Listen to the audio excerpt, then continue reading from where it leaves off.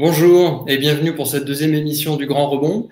La semaine dernière, nous recevions l'historienne Irène Dupont-Couturier qui nous expliquait d'un point de vue historique et sociologique en quoi nous vivons un point de bifurcation majeur dans nos sociétés qui se traduit par une métamorphose progressive de nos organisations.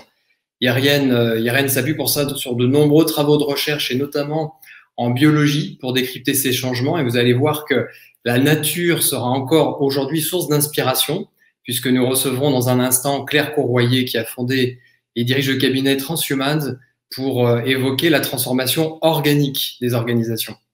Juste après, nous échangerons avec Frédéric Gesque, qui est entre autres directrice générale de la Ligue contre le cancer, qui est également coach et auteur d'un livre qui s'intitule Le guide du dirigeant responsable. Donc sans plus attendre, nous allons retrouver Claire.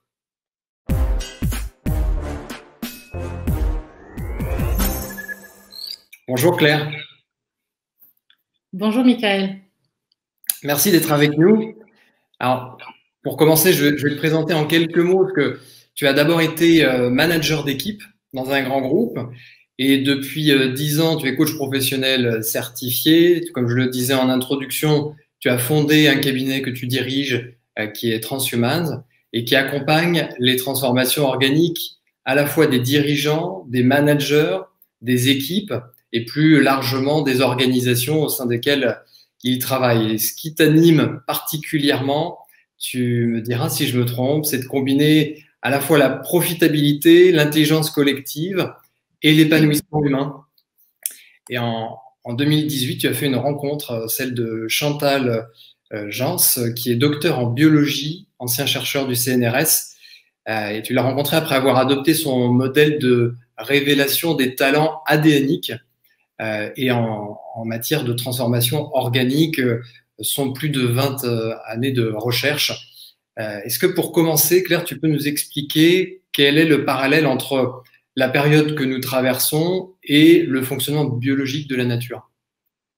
Tout à fait, Michael. En fait, il y a un lien important qui fait immédiatement référence aux travaux de Chantal, c'est que nous sommes dans ce qu'elle appelle le Q4, c'est-à-dire la quatrième phase créatrice de valeur, qui est une phase de fin de projet, de décroissance.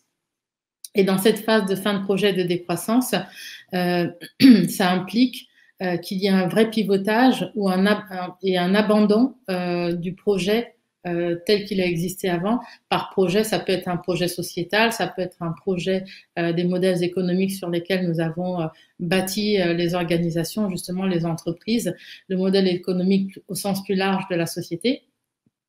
Et on voit que ce qui se passe actuellement sous nos yeux est l'effondrement de ce modèle, en tout cas que ce modèle est arrivé à la fin de son cycle et que cette fin de cycle implique qu'il y ait qu'il y ait l'abandon de ce projet vers quelque chose de complètement nouveau, ce qui veut dire que ça oblige à aller chercher de l'innovation, de la créativité, de l'inventivité, auquel cas, si on n'arrive pas à faire ce pivotage qui est absolument vital et indispensable, on risque peut-être de se cracher tout simplement.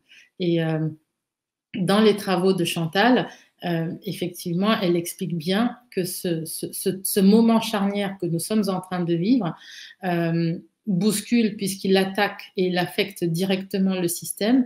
Et comme dans tout changement, et notamment on est dans un changement dit de type 2, c'est-à-dire un changement structurel. Donc ce ne sont pas des ajustements qu'il va falloir faire pour s'en sortir, mais c'est d'aller revisiter et réinitialiser complètement le modèle économique qui fait aussi référence finalement à une réinitialisation d'un point de vue biologique du corps humain. Voilà, Michael, ce que je peux dire. Merci.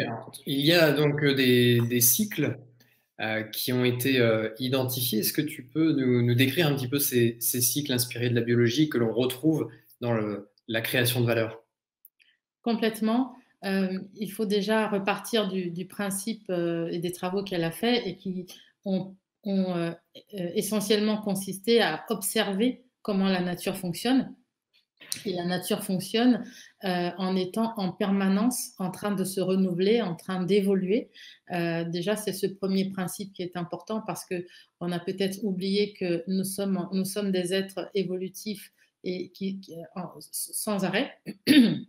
Donc, ces 4 étapes créatrices de valeur, ces 4 phases sont des phases qu'elle a observées auprès d'organismes vivants. Et le lien qu'elle a réussi à faire entre la nature, nous, individus, donc êtres humains, et les organisations, c'est que nous-mêmes, nous sommes des organismes vivants, toi et moi, nous sommes des organismes vivants, et une organisation qui, en son sein, est constituée d'hommes et de femmes qui y travaillent, représente cette organisation, donc elle-même un organisme vivant, avec à l'intérieur des cellules qui sont en permanence en train d'évoluer, en train de bouger, en train d'être dans le mouvement. Et dans cette observation, elle a effectivement, c'est vraiment une synthèse de 20 ans de travaux de recherche, elle a identifié 4 grandes phases de création de valeur, 4 grandes phases donc d'évolution. La première phase est la phase initiatrice, c'est une phase de création, de créativité, d'innovation, donc qui initialise un changement, c'est ce qu'elle appelle aussi l'ensemencement, c'est comme quand on plante des graines dans la terre, on en attend, en tout cas on espère que ces graines-là puissent germer. Et donc dans cette phase-là, il y a des talents qui entrent en jeu, on y reviendra peut-être probablement tout à l'heure, il y a des talents qui entrent en jeu et qui sont des talents qui ont le don d'être dans la créativité, l'imagination, l'inventivité, la transformation. Donc ce sont des talents qui gèrent le changement. Dans la deuxième phase créatrice de valeur, c'est la phase dite de germination. J'en reviens à ces graines que vous aviez plantées. Ces graines-là, elles germent. Donc, après avoir germé, il y a une petite pousse qui sort de terre. Sauf que cette petite pousse, lorsqu'elle sort de terre, c'est là où commencent tous ces défis, c'est-à-dire qu'elle doit réussir à vivre, à survivre et à vivre. Et elle est face à des aléas climatiques. C'est exactement la même chose lorsque l'on a une idée et que l'on souhaite faire vivre cette idée et qu'on la confronte à son environnement. Eh bien, il va falloir défendre cette idée, il va falloir convaincre des gens qui ne sont pas forcément convaincus, il va falloir argumenter pour que ces personnes-là, on les embarque et qu'elles valident que cette idée-là mérite d'être développée. Et on passe ensuite donc à la troisième phase créatrice de valeur, qui est la phase de développement et de croissance. C'est lorsque cette petite pousse a grandi, a peut-être fait un arbre, on va dire un pommier qui donne des pommes. Et avec la récolte de ces pommes-là, on les vend et on en tire des revenus, donc un fruit de cette vente. C'est la même chose dans une organisation, c'est-à-dire que lorsque le projet a été validé, a été mis en go live, on passe en mode production, on passe véritablement dans une autre échelle, et cette échelle-là de croissance, de développement important, va permettre à une entreprise de croître, de grandir, d'assurer des revenus de plus en plus importants et d'avoir peut-être une position de leader sur le marché dans son secteur. Et puis enfin, il y a une quatrième et dernière phase qui est la phase dite de fructification. Dans cette phase de fructification, je refais à chaque fois le parallèle, le retour à la nature. Ton pommier qui a grandi, qui a donné des pommes pendant des années, au bout d'un moment, il vieillit comme nous tous d'ailleurs, organismes vivants. Et en vieillissant, il se désagrège. Et en se désagrégeant, il donne des nutriments à la terre. Et ces nutriments-là vont permettre à la terre de s'enrichir pour donner naissance un peu plus tard à d'autres graines, à des graines et à des petites pousses qui germent et ainsi de suite. Et c'est comme ça qu'en fait, on est dans ce cycle permanent.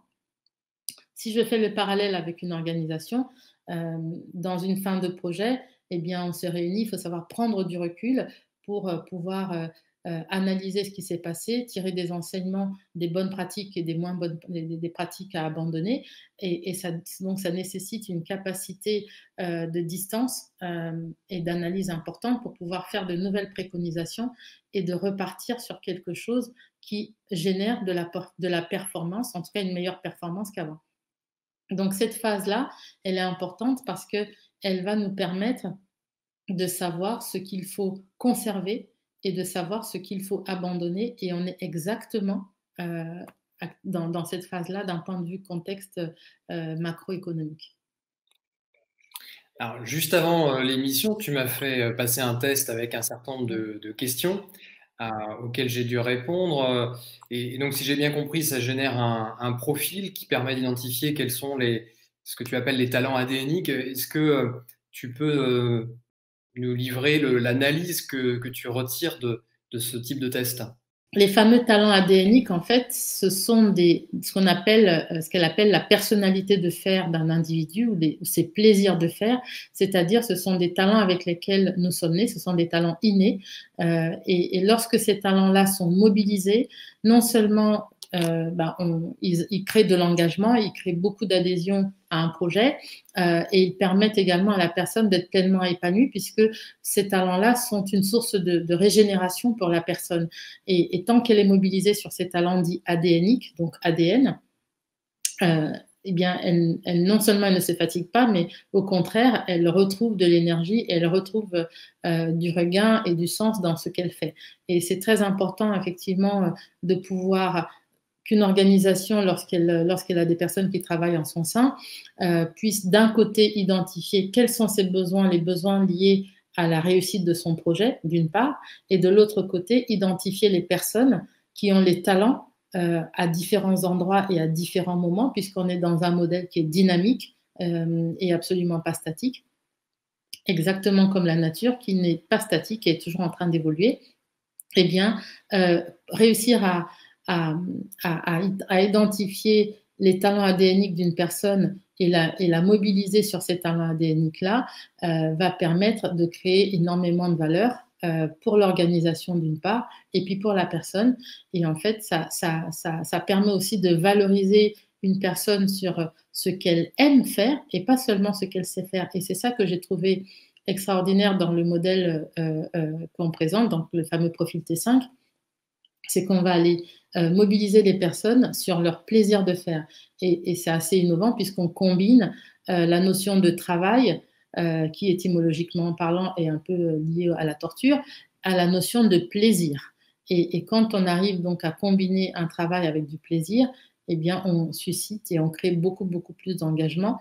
Et ça permet aussi aux personnes de se sentir fortement contributrices et d'être valorisées par rapport à leur talent et par rapport à leur savoir au sens large du terme. Donc, il y a une vingtaine de talents, c'est bien ça, qui ont été Absolument. identifiés. Donc, on va peut-être les afficher à l'écran, mais pas tous les balayer un à un. En fait, ce qui est important de savoir, c'est que en lien avec la nature, ces 4 étapes de création de valeur tout à l'heure que je vous ai expliquées représentent chacune une famille de talents. Donc, quand je vous parlais tout à l'heure d'innovation, de créativité, d'inventivité, euh, ça représente la famille que l'on appelle les initialiseurs, c'est-à-dire ceux qui initialisent quelque chose, une dynamique, un projet. Donc ça, c'est une première famille de talents qui est absolument nécessaire dans le contexte actuel parce que ce sont des talents qui vont aller identifier, innover, créer quelque chose qui n'existe pas. Et nous avons aujourd'hui et demain besoin de créer des modèles qui n'existent pas et que nous n'avons jamais identifié et vu et visité. Il y a une deuxième, c'est un profil qui se lit aussi à la fois d'abord de façon horizontale, ensuite de façon verticale. Donc il y a d'un côté les initialiseurs, ceux qui sont en charge de créer un projet, et de l'autre côté, il y a les accomplisseurs, c'est ceux qui rendent concret l'élément conceptuel, donc c'est ceux qui concrétisent et qui réalisent le projet. Il y a ensuite la famille des pilotes, c'est ceux qui ont pour mission de donner du sens, de projeter une vision, de projeter une stratégie, de prendre des décisions, et il en faut dans les organisations. Et puis, il y a la famille dite des dynamiseurs, c'est ceux qui interviennent notamment en ce moment, qui sont dont la mission est de faire performer une organisation en prenant du recul et en analysant les choses, mais aussi en accompagnant les transformations qui ont lieu actuellement. Et puis, au cœur de tout ça, il y a la famille des régulateurs.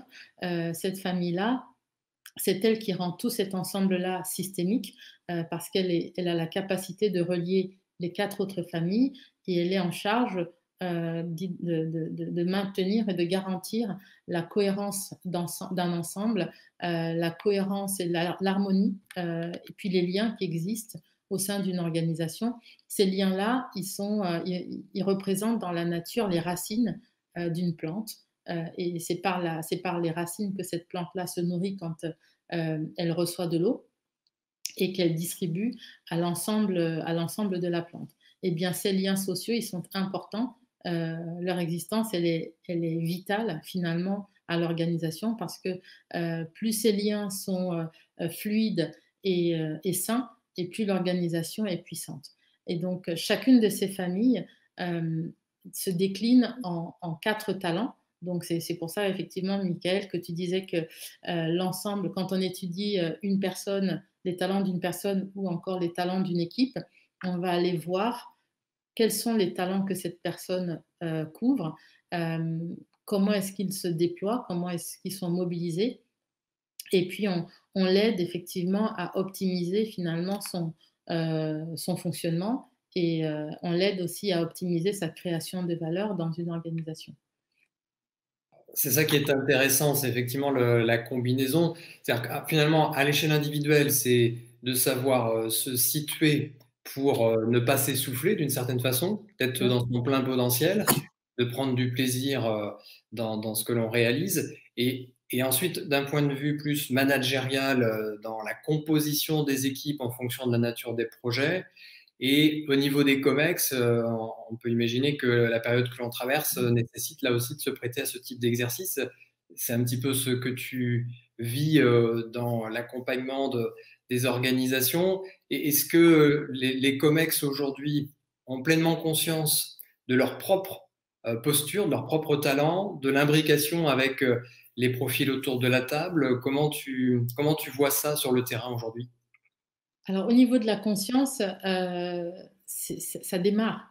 C'est-à-dire que il y a beaucoup de COMEX, certainement, ou CODIR qui sont déjà avancés sur ce sujet-là. Mais néanmoins, sur le terrain, ce qu'on observe, c'est qu'il y a une prise de conscience naissante sur le fait que la plupart des membres d'un comité de direction, d'un comité exécutif, ces personnes-là sont souvent attendues sur des décisions à prendre, sur de la stratégie à identifier, à imaginer, à mettre en œuvre, et pas tellement sur de l'innovation ou de la créativité.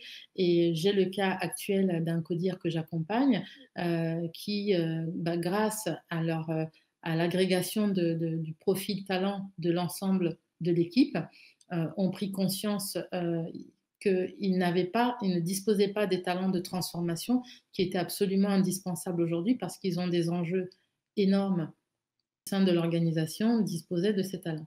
Donc, il a d'abord fallu une première étape qui est celle de la lecture de ces talents collectifs et d'absorber cette information qui n'était pas si évidente que ça à intégrer, à absorber, parce que ça vient poser derrière la question de la légitimité, c'est-à-dire que comment moi, en tant que dirigeant qui ne dispose pas des talents pour transformer l'entreprise, comment je reste légitime face à une situation qui est critique et face à des équipes qui attendent qu'on transforme l'organisation. Eh bien, c'est ce qu'on les aide à faire actuellement, c'est d'aller élargir le cercle finalement de la réflexion et du partage des enjeux stratégiques pour faire émerger au sein même de l'organisation les talents dont ils ont besoin et où ils sont absents.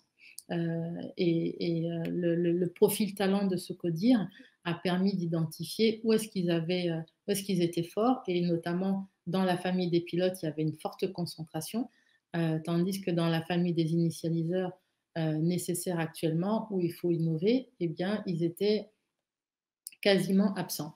Et donc, c'est ce travail d'intelligence collective qui va être fait avec ce CODIR, avec évidemment un travail important de communication, parce qu'on va fédérer des personnes et il va falloir leur expliquer pourquoi est-ce qu'on vient les chercher pourquoi est-ce qu'ils vont venir contribuer à des projets stratégiques et comment est-ce que tout cet ensemble-là va être animé. Et ça nécessite aussi de rassurer beaucoup les dirigeants parce qu'on a toujours besoin d'eux en tant que pilotes, on a toujours besoin de managers pour accompagner. Ce qui change, comme tu disais si justement, Michael, c'est la posture. On sort de la posture du contrôle et de la posture top-down, c'est-à-dire je décide et en bas ils exécutent, à une posture plus de partage, de brainstorming et de co-construction de solutions qui n'auraient pas pu être possibles s'ils étaient restés uniquement au niveau du CODIR. Donc, si je comprends bien, la recomposition des talents dans la gouvernance d'une organisation, elle dépend de la période dans laquelle se place l'entreprise. Et en ce moment, comme on vit à peu près tous une période de chamboulement, de remise en question des stratégies vis-à-vis du cycle de création de valeur que tu nous as présenté tout à l'heure, on est dans un point un peu critique. C'est finalement le moment de se remettre en ordre de marche et de recréer la bonne combinaison pour gérer cette période de transition. Tout à fait, c'est exactement ça. Ça veut aussi dire qu'il y a une réflexion, puisque tu parles de gouvernance, il y a une réflexion structurelle sur les talents dont un CODIR a réellement besoin aujourd'hui et demain.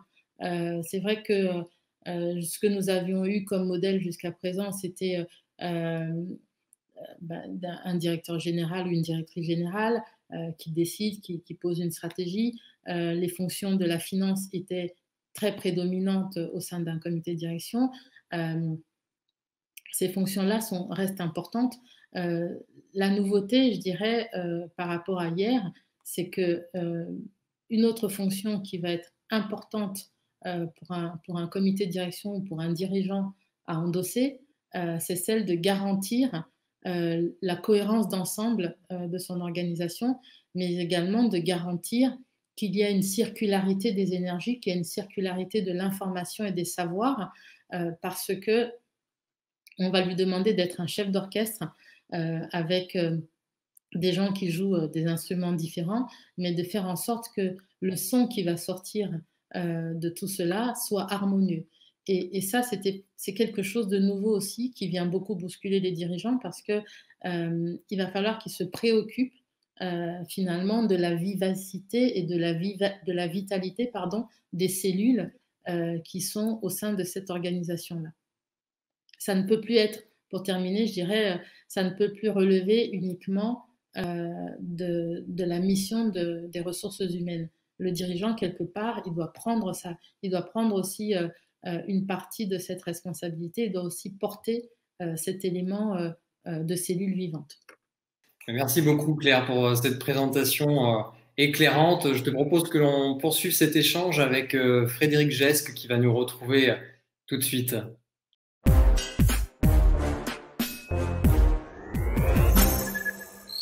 Bonjour Frédéric. Bonjour Michael, bonjour Claire. Alors pour te présenter également rapidement, tu as commencé ta carrière professionnelle d'abord comme consultante en communication d'influence. Tu t'es ensuite investi comme manager et dirigeante pendant une vingtaine d'années dans des grands groupes de médias internationaux.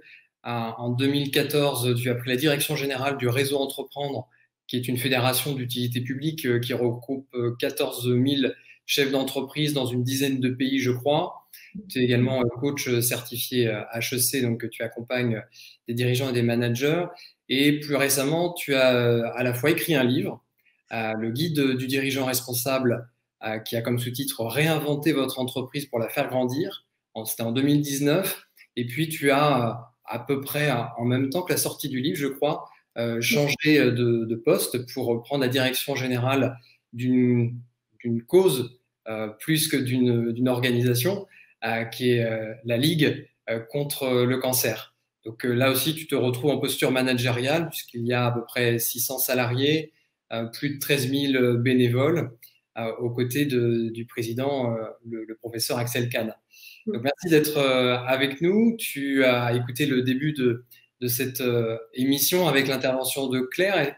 Est-ce que tu peux nous dire déjà ce que tu as, comment tu as perçu le déroulé de ce que nous a présenté Claire? Qu'est-ce que ça t'inspire? Déjà, merci Claire pour cette présentation. Moi, j'apprécie particulièrement déjà le fait de partir de la nature et du vivant pour accompagner l'entreprise dans sa transformation et sa croissance.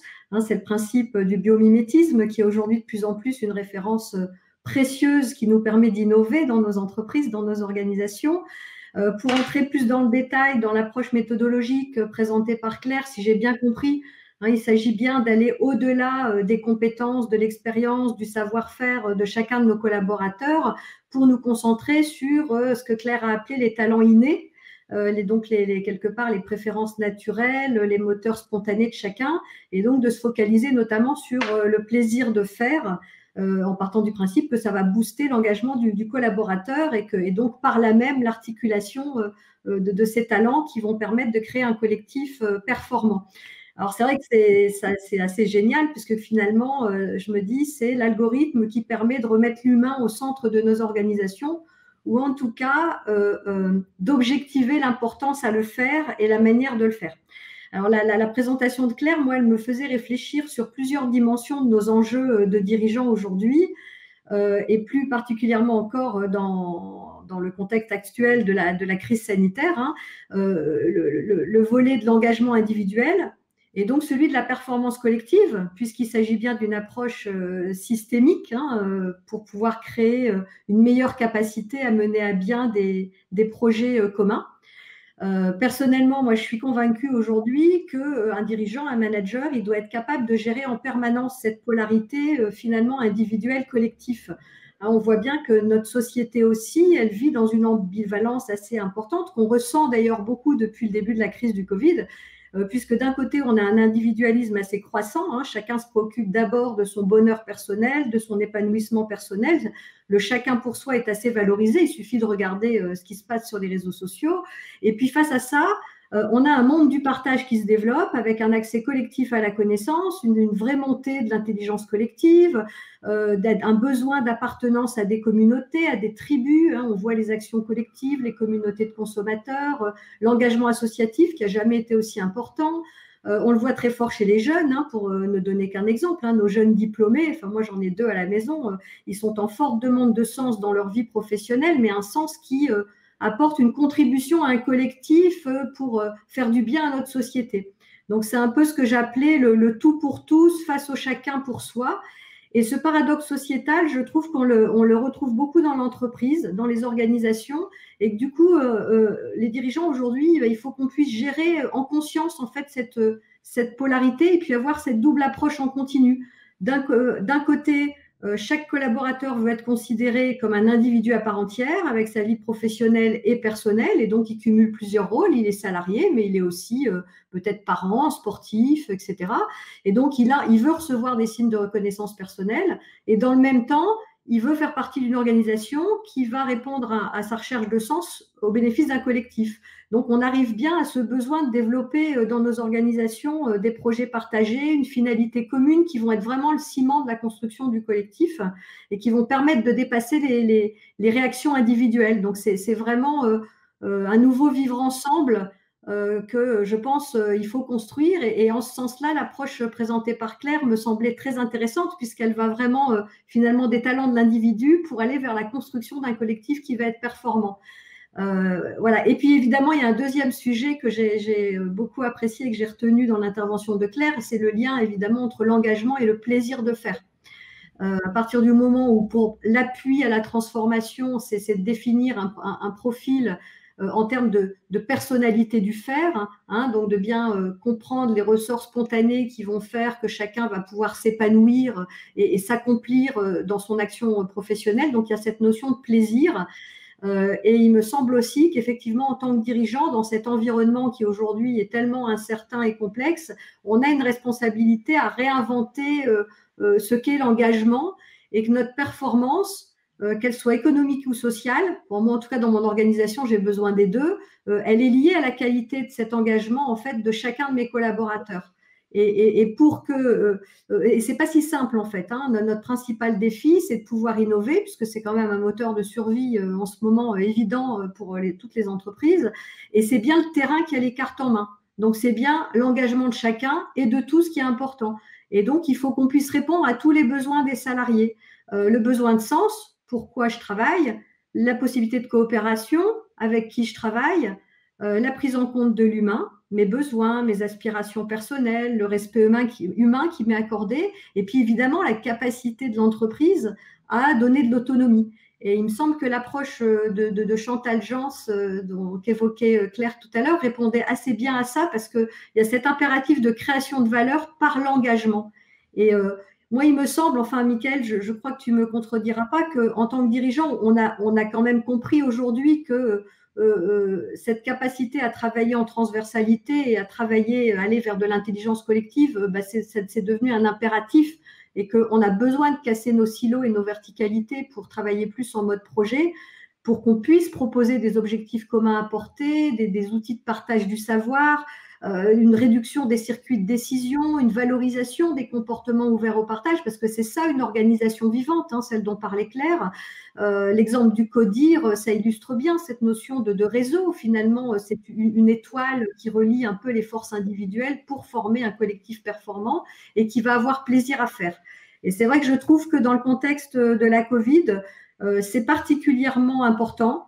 Moi, je vois vraiment l'impact chez nos salariés, dans les équipes de direction, chez nos bénévoles de ce qui se passe. À la fois, on a eu un engagement collectif très fort, affectif, pour lutter ensemble contre les impacts négatifs de la crise. Et en même temps, on voit des désengagements individuels qui sont parfois en lien avec la perte de lien social à cause des confinements, du télétravail. Pour les managers, la surcharge de travail, hein, qui doivent modifier leurs habitudes, apprendre à manager autrement, mais de façon très contrainte. Et effectivement, mieux connaître chaque collaborateur pour faire appel au meilleur de chacun, ça me semble important. Alors, il y a une question que je me pose et que j'aimerais poser à Claire sur ce point, c'est que finalement, dans ces organismes vivants que sont nos organisations, est-ce que se concentrer sur les motivations profondes et les talents innés de chacun, c'est suffisant? C'est-à-dire, est-ce qu'on peut vraiment séparer ça du reste, hein, c'est-à-dire les compétences, les savoir-faire, les expériences, tout ce qui fait le vécu d'un collaborateur, son savoir-être, ses soft skills? Est-ce que finalement, la création de valeur pour nos entreprises, elle dépend vraiment uniquement de ces talents spontanés, ou alors c'est vraiment la capacité, le fait de réussir à donner à chacun la capacité de grandir et à mieux apprendre à exploiter l'ensemble des forces finalement, et pas que les talents innés peut-être? Merci beaucoup, Frédéric, pour la question. En fait, ce sont les deux. C'est ce que j'ai envie de te répondre, c'est que ce sont les deux, puisque il y a, je l'ai pas développé tout à l'heure, mais dans le profil T5, non seulement révèle les talents ADNiques, donc les talents innés, mais il révèle également les talents dits de confort, c'est-à-dire des aptitudes naturelles de chacun qui se réveillent et se révèlent au fil des expériences et selon les environnements, la façon dont on est sollicité. Donc finalement, le profil T5, c'est une espèce de complétude, parce que dans les talents innés, il y a aussi des soft skills. Par exemple, la créativité est un soft skill. Donc, ça vient, c'est finalement, moi j'aime beaucoup l'expression qu'utilise Chantal, c'est l'offre de richesse qu'un individu a à offrir à son organisation, à une organisation donnée, et c'est la composition de ce qu'on est, de ce que l'on aime faire, de ce que l'on sait faire, et aussi la façon dont on peut développer, parce qu'on peut, il y a aussi, ce que je ne dis pas, c'est qu'il y a, ça révèle aussi nos inconforts. Nous savons très bien que nous avons tous des inconforts, voire même des allergies dans certaines tâches, dans certaines activités, même si des fois on doit se forcer à les faire. On a tous nos tâches ingrates, mais c'est très important qu'une organisation sache aussi identifier à quel moment, jusqu'où elle permet à une personne d'être en création de valeur, et à partir de quel moment elle peut potentiellement mettre une personne en destruction de valeur. Quand on positionne une personne de façon systématique ou de façon permanente sur quelque chose qui lui est difficile, on la met en difficulté. Et quand on met cette personne-là en difficulté, finalement, ça se répercute aussi sur la performance collective. Donc, c'est une forme de, je dirais, de baromètre ou de boussole que l'on donne finalement aux managers et aux dirigeants pour leur dire, voilà, si vous avez envie, vous avez la capacité d'exploiter au mieux votre organisation et de fonctionner au mieux avec les cellules qui la composent, c'est aussi une démarche exigeante que d'être dans une approche organique, parce que ça sous-entend que l'organisation est au clair sur sa vision. Elle est au clair sur ses objectifs, sur sa stratégie. Et tu parlais de sens tout à l'heure. Moi aussi, j'ai deux millennials à la maison. Oui, cette quête de sens, elle est absolument indispensable aujourd'hui pour adhérer et puis pour s'engager. Et on sait aujourd'hui qu'il y a beaucoup de jeunes qui préfèrent gagner moins d'argent mais d'aller vers de s'engager dans quelque chose qui fait sens pour eux et où ils ont l'impression aussi qu'ils contribuent à apporter quelque chose de façon plus sociétale. Donc, ils ne sont pas dans une démarche, on va dire, égoïste ou égocentrique. Ils cherchent à créer aussi un impact au-delà d'eux-mêmes. Et en cela, cette démarche-là, elle permet finalement de savoir comment est-ce que mon organisation évolue. Et comme une organisation, comme tout organisme vivant, elle n'est pas statique. Alors, on sait très bien, toi et moi, qu'une cellule inerte est une cellule morte. Donc, quand c'est l'organisation, elle est en permanence dans différentes phases. Elle évolue exactement. Et dans cette organisation, il y a même des communautés de cellules qui, elles, sont dans d'autres phases. Donc, c'est cette combinaison complexe et collective qu'il faut réussir à diriger, à accompagner. Et c'est là où ça vient aussi challenger les managers, c'est qu'on leur demande de sortir de leur rôle de contrôlant ou dans un rôle qui est unilatéral. On leur demande finalement de composer avec les autres, de composer avec l'autre. Et quelque part, pour moi, les managers que l'on nomme demain et après-demain, on devrait vérifier d'abord et avant tout leur capacité à animer ces cellules et à les accompagner, à faire en sorte qu'elles vivent et qu'elles créent de la richesse et qu'elles créent de la valeur pour elles et pour l'organisation.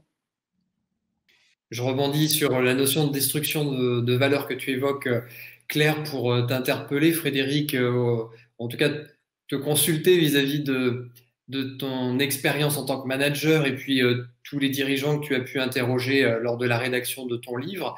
Est-ce que cette notion de destruction de valeur, qui est la conséquence de compétences qui ne sont pas bien alignées pour gérer la transformation d'une entreprise, est-ce que tu as été amené à le vivre, à le constater, à l'observer? Est-ce que tu as un retour d'expérience finalement par rapport à ce danger quand les compétences, les talents ne sont pas bien imbriqués?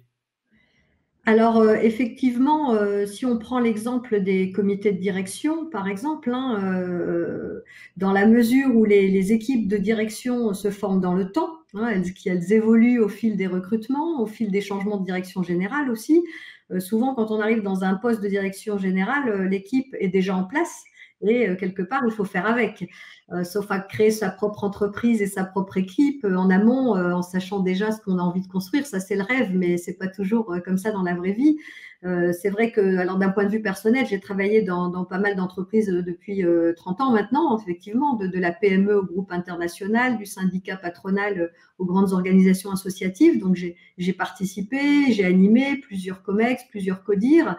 Et malheureusement, mon expérience m'a souvent démontré effectivement que les équipes de direction étaient rarement spontanément optimales, que l'on soit sur le terrain des compétences, des postures, du savoir-être et évidemment de la complémentarité des talents. Je pense que c'est un sujet majeur dans les organisations parce que si on veut et on a besoin de porter la transformation, de conduire le changement, c'est vital pour l'avenir. Il faut qu'on puisse construire une équipe de direction qui soit alignée sur des valeurs communes, qui soit convaincu par des objectifs communs, qui soit mobilisé sur des projets partagés, collectifs, et que ces projets fassent sens pour chacun d'eux. Et donc, un peu comme le disait Claire, que chaque membre de l'équipe de direction soit à sa juste place dans l'équipe. Hein, ça rejoint vraiment ce sujet-là. Moi, j'aimais bien aussi la notion de zone de génie. Vous savez, c'est un monsieur qui s'appelle Gay Hendricks qui a décrit ça. Ce qu'il appelle la zone de génie, finalement, c'est cette fameuse zone de talent naturel par rapport à la zone d'excellence qui est la zone de la compétence. Et dans cette zone de génie, on va pouvoir agir selon nos valeurs profondes, nos convictions. Et donc là, on va s'autoriser à exprimer nos talents et à devenir vraiment des acteurs de changement et donc de réaliser nos potentiels. Et c'est ça, me semble-t-il, en tout cas selon ce que j'ai pu expérimenter, qui manque parfois dans les équipes de direction, que chacun soit à la bonne place pour pouvoir exploiter sa zone de génie. Et pour répondre vraiment à la question spécifique, tu vois, sur la prise de conscience ou pas de ce qu'on rencontre, moi, le sentiment que j'ai, c'est que souvent, en tout cas, je l'ai vécu et je le vis, dans le COMEX, dans le CODIR, on a quand même assez vite conscience de ça.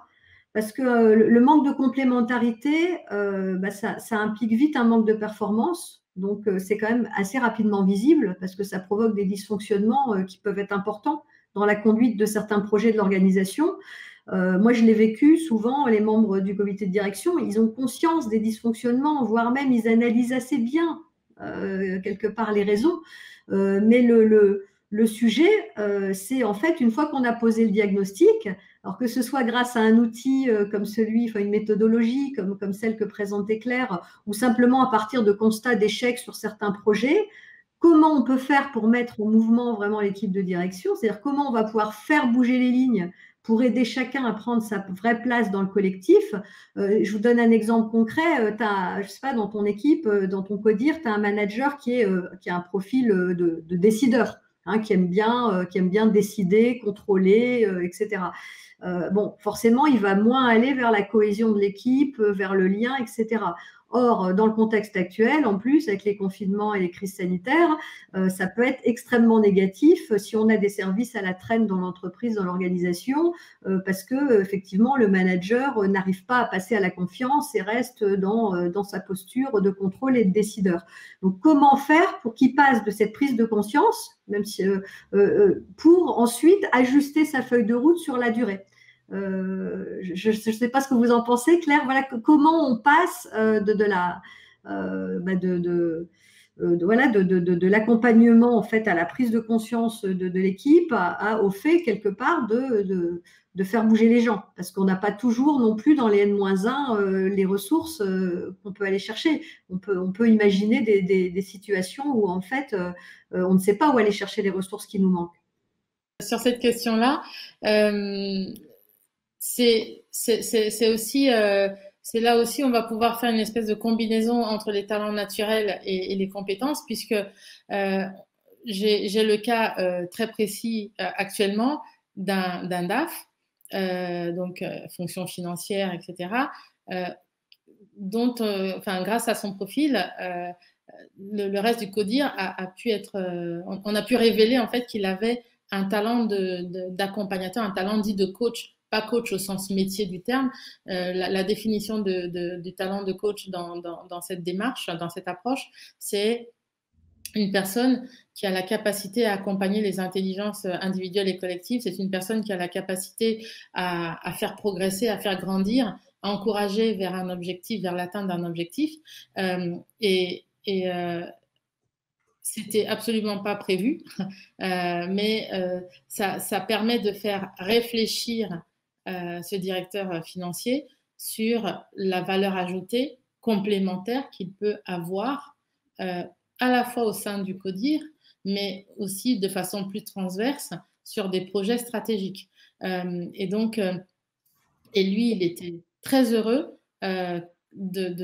qu'on vienne le solliciter et qu'on vienne finalement le chercher dans ce talent-là, qu'il aime naturellement mettre en œuvre lorsqu'il peut le faire.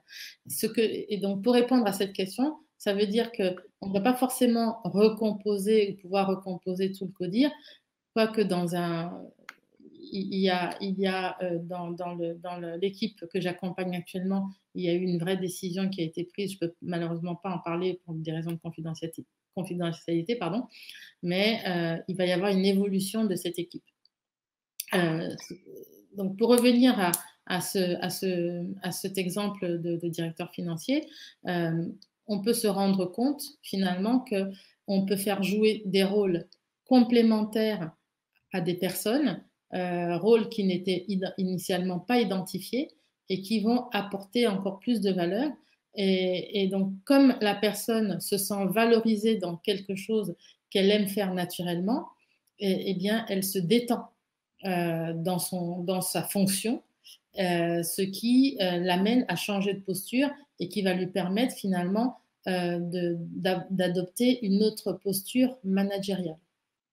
Frédéric, vis-à-vis de la situation de crise sanitaire et de crise économique malheureusement en devenir, est-ce que selon toi et vis-à-vis de ce que tu peux vivre également au quotidien, la priorité, elle est plus à gérer l'urgence, ou est-ce que tout ce que l'on vient d'évoquer à l'instant est pris en considération suffisamment pour gérer le temps long vis-à-vis de la transformation profonde et sociétale qui est en cours?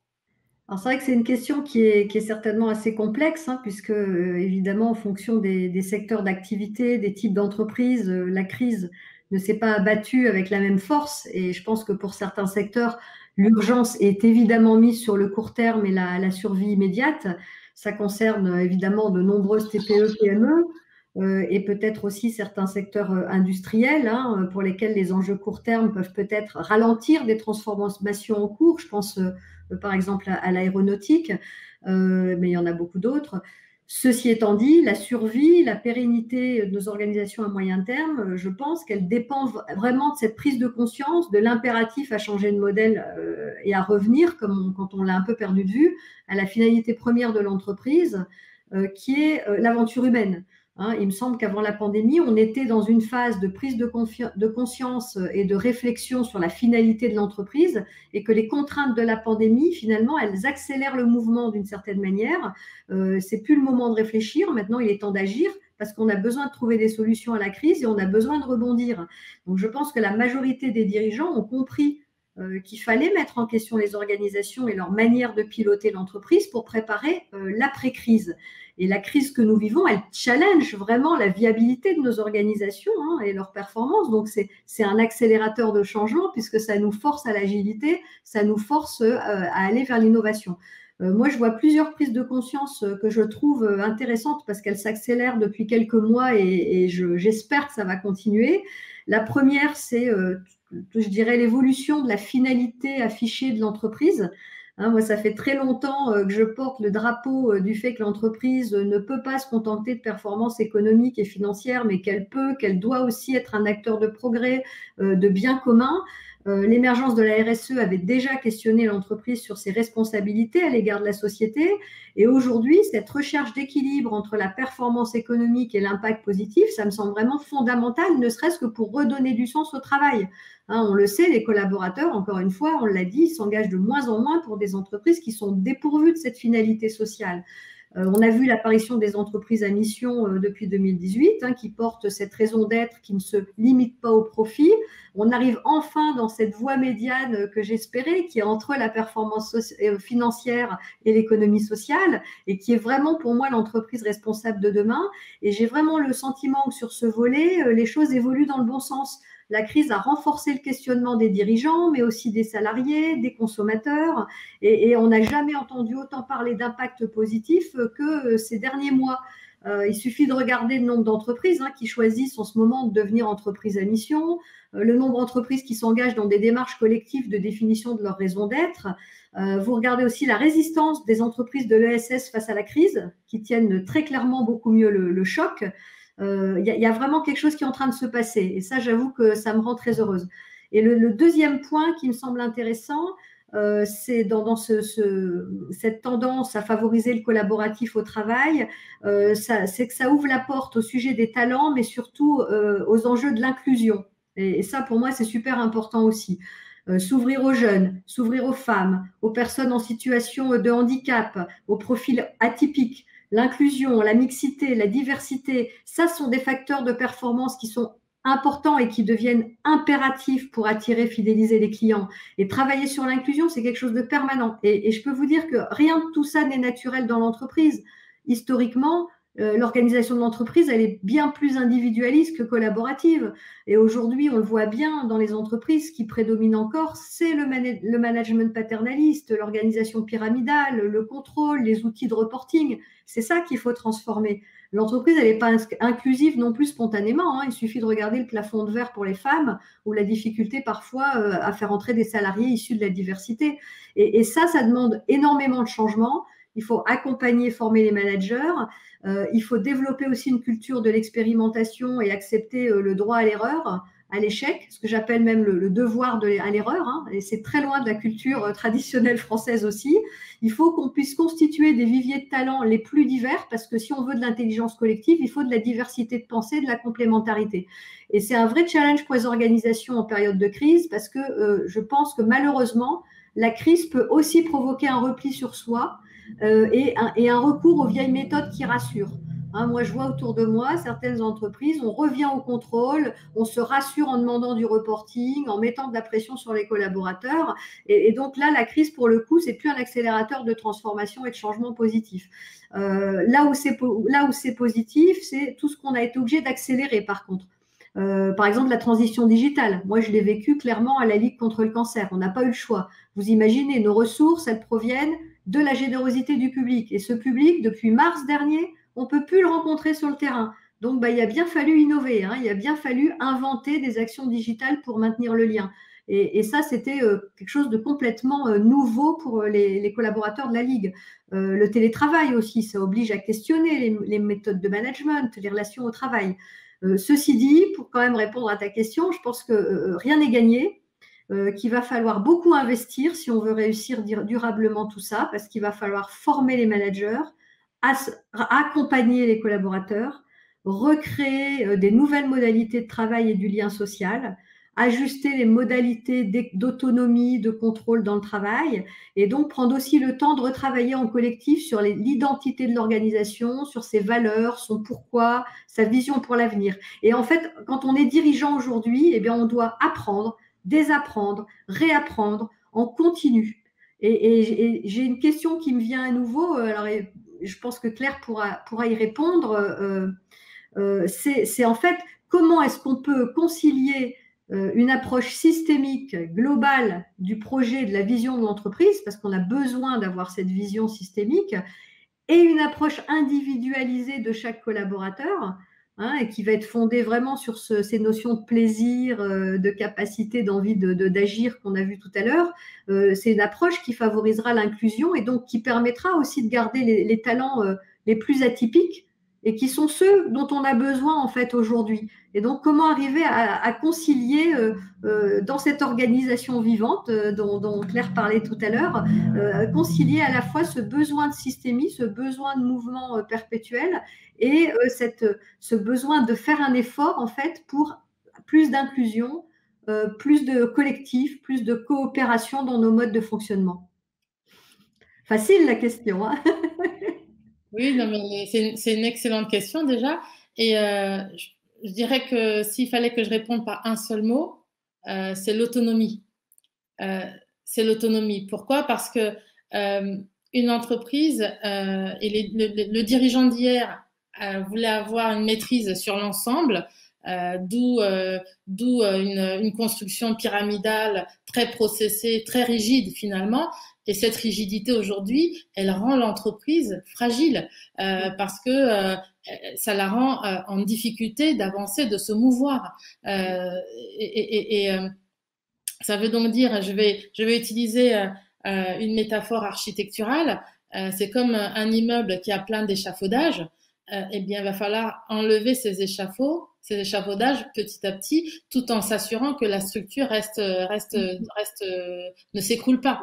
Et pour que la structure ne s'écroule pas, ça veut dire que on va consolider à l'intérieur. Mais on va consolider comment? On va consolider en effectivement cette grande vision qui est importante et qui doit être partagée à tous et donner envie à tous d'y adhérer. Après, il faut la démultiplier. C'est-à-dire qu'il faut créer des micro-communautés ou des micro-sociétés dans la société elle-même pour qu'il y ait une agilité. On ne peut plus être dans une démarche centralisée et unifiée. Ça ne fonctionne plus et ça fonctionnera de moins en moins. Et effectivement, toutes les personnes qui sont j'en vois aussi qui ont cette espèce de réflexe du repli en disant bon, on va bien se contracter et puis on va attendre que ça passe. Ben non, il risque juste de s'atomiser. Donc moi, ça me rappelle, il y a déjà quelques années, j'avais fait une learning expedition avec des patrons de filiales d'un grand groupe à Amsterdam. On était allé voir la société TomTom qui avait failli disparaître lors de la crise des subprimes en 2008. Et TomTom s'est complètement réinventé justement en créant des microcellules et en rendant chaque microcellule totalement autonome. Ça veut dire qu'il faut arrêter dans les grandes organisations de saucissonner les responsabilités réparties sur 40 personnes, mais de les reconcentrer et de faire en sorte que les gens aient une pleine vision du début à la fin de ce qu'ils doivent accomplir. Autre exemple pour imager encore, c'est je dis souvent, prenons l'exemple de deux voitures que l'on met au même point de départ et qui ont le même point d'arrivée. Elles ont, admettons qu'elles aient 500 km à parcourir. La différence, c'est que la voiture A, elle a 10 points de péage à passer et la voiture B, elle en a 2. Et ben, à vitesse constante, qui est-ce qui va arriver en premier? Ben, c'est celle qui a 2 péages. Donc, c'est le défi des organisations aujourd'hui et demain, c'est de les fluidifier. Et pour les fluidifier, il faut redonner de la confiance. Donc, ça veut dire que les personnes que l'on nomme managers sont nommées managers parce qu'elles ont la compétence d'animer ces micro-communautés, d'accepter cette autonomie. Et évidemment, ça vient les challenger parce qu'il va falloir qu'ils se remettent en question, c'est ce que vous disiez tout à l'heure, en permanence. Donc, moi aussi, j'aime beaucoup la notion du devoir à l'erreur. J'ai eu la chance de vivre et de travailler un peu à l'étranger. C'est une notion qui est qui est très difficile en France, quoi. Et lorsque, pour reboucler sur l'organisme vivant, lorsque les organisations comprendront que chaque fois qu'elles ne permettent pas l'expérimentation, en fait, elles s'appauvrissent parce que il y a plus d'initiative, peut-être qu'on arrivera progressivement vers ce devoir à l'erreur et cette expérimentation qui est absolument indispensable. Parfaitement d'accord. Claire et Frédéric, un grand merci encore une fois à toutes les deux. C'était très intéressant, très incarné. On sent qu'il y a du vécu et de l'expérience derrière tous ces propos. Merci beaucoup. Restez connectés parce que juste après la diffusion de cette émission, nous allons retrouver la communauté pour répondre à toutes les questions en direct. À très bientôt. Merci Mickaël. Merci Claire. Merci.